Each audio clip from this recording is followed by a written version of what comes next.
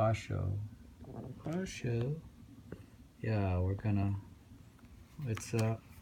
we'll do another journey here. It's a haiku bulletin, his travel journal of Basho. He travels and he writes a poem. A visit to the Kashima shrine.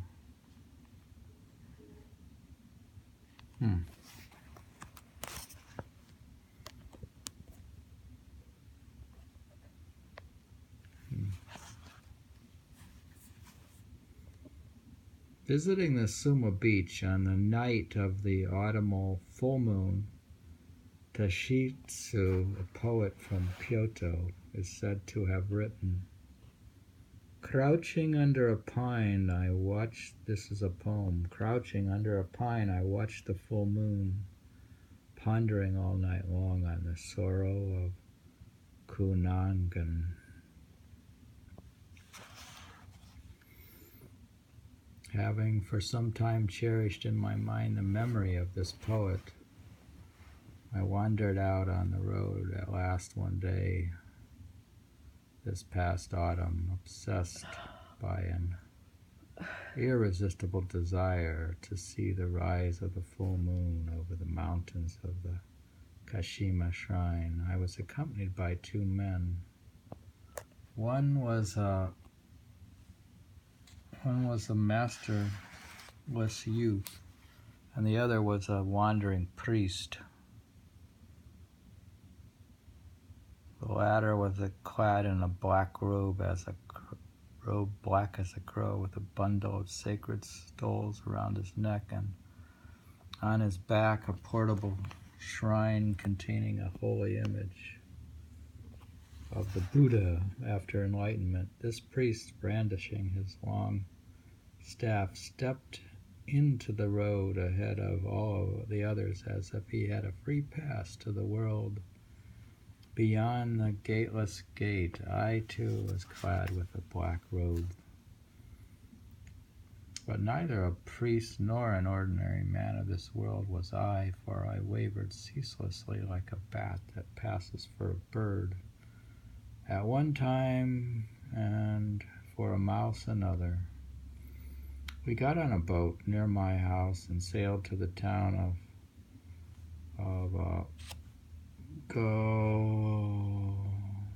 Goyotoko, where I landing from our boat, we proceeded without hiring a horse, for we wanted to try the strength of our slender legs, covering our heads with cypress hats.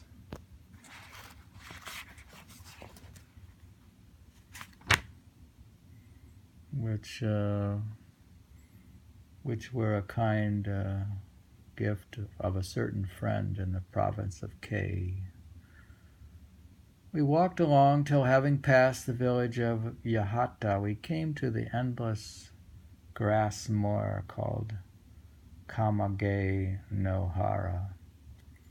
In China, it was said, there is a wide field where one can command a distance of 1,000 miles by a single glance, but here our eyes swept over the grass, unobstructed, till finally they rested upon the twin peaks of Mount Tsukuba, soaring above the horizon, rising into heaven like two swords piercing the sky. These peaks vie with the famous twin peaks of Mount Yozan in China.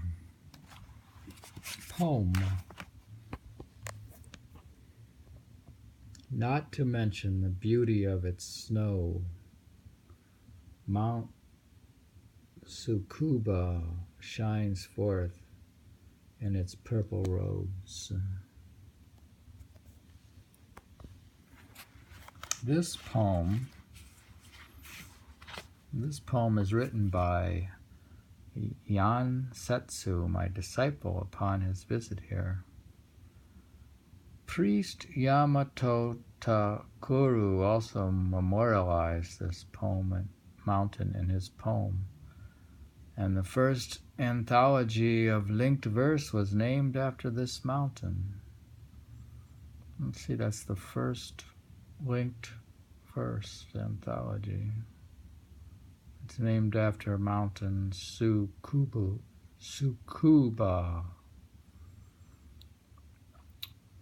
What's linked verse?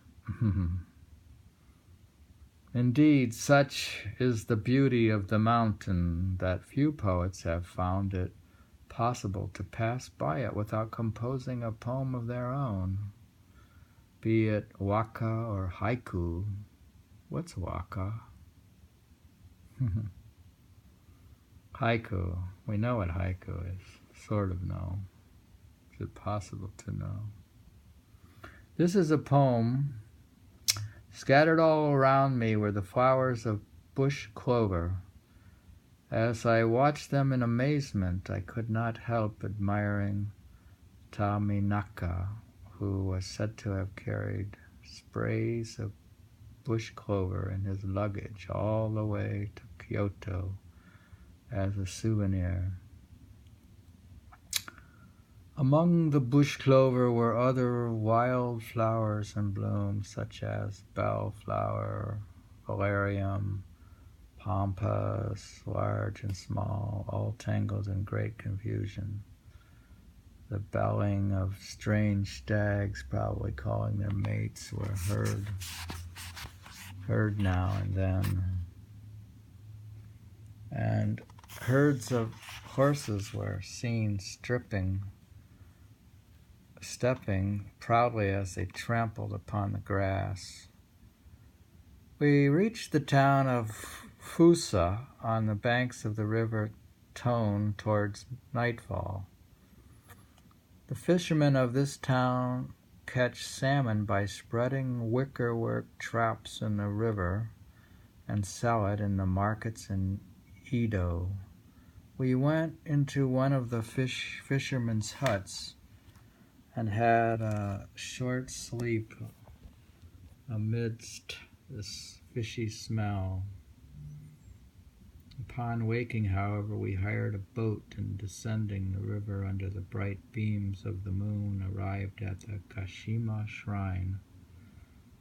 On the following day, it started to rain in the afternoon, and in no way could we see the rise of the full moon.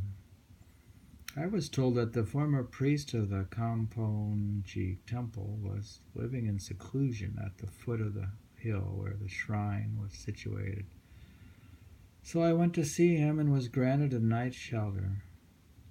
The tranquility of the priest hermitage was such that it inspired, in the words of an ancient poet, a profound sense of meditation in my heart. And for a while at least I was able to forget the fretful feeling I had about not being able to see the full moon. Shortly before daybreak, however, the moon began to shine through the rifts made in the hanging clouds. I immediately wakened the priest and other members of the household and followed him out of bed. We sat for a long time in utter silence.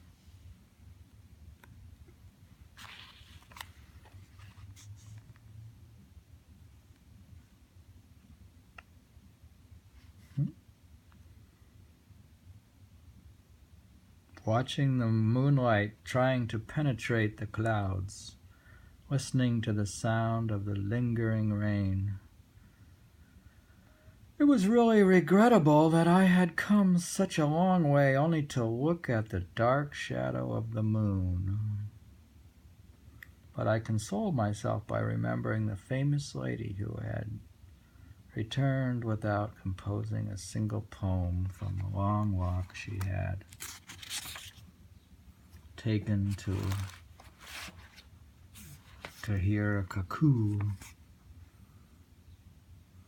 The following are the poems we composed on this occasion. Poems. Regardless of weather, the moon shines the same. It is the drifting clouds that make it seem different on different nights, written by the priest. Swift the moon across the sky, treetops below dripping with rain, written by Tosei. Having slept in a temple, I watched the moon with a solemn look, written by Tosei. Having slept in the rain, the bamboo corrected itself to view the moon, written by Sora.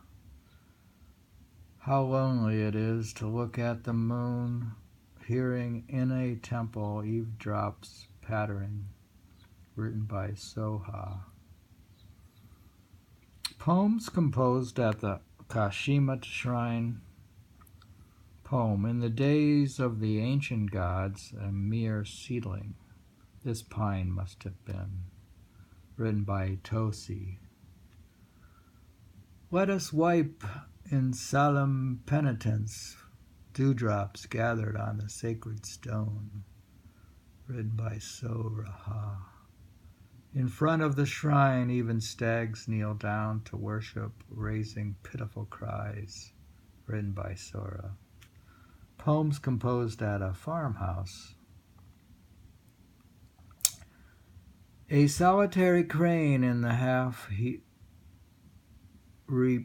paddies, the autumn deepens in the village, written by Tosei. Under this bright moon over the village, let me help the farmers harvest rice, written by Soha. A farmer's child hoeing rice,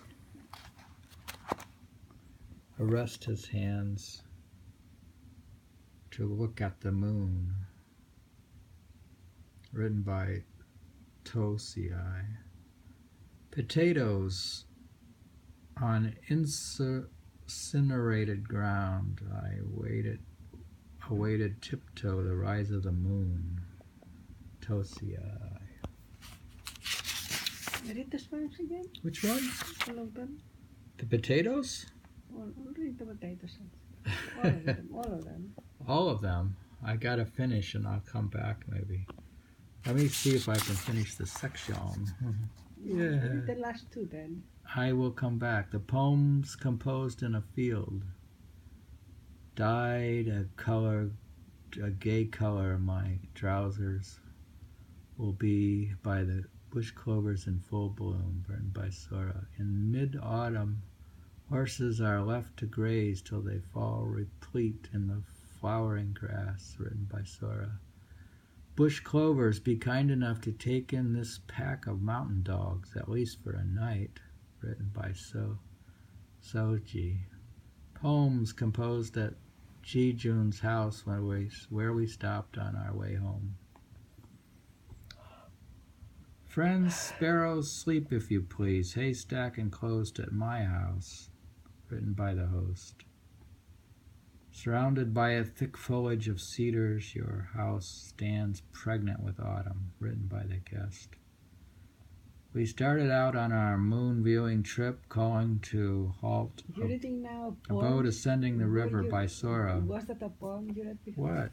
It's a poem. Why do you say poem when you read a poem? You just read it the same way you read Dear, I'm trying to finish the section. Yeah, trying to finish the section, what's the big deal if you don't enjoy it to the fullest? I have 15 minutes, dear. So Which poem you want? Say poem and Which poem do you want? Read it more clearly. The potato. Read them all. The potato leaves on incinerated ground. I awaited tiptoe the rise of the moon.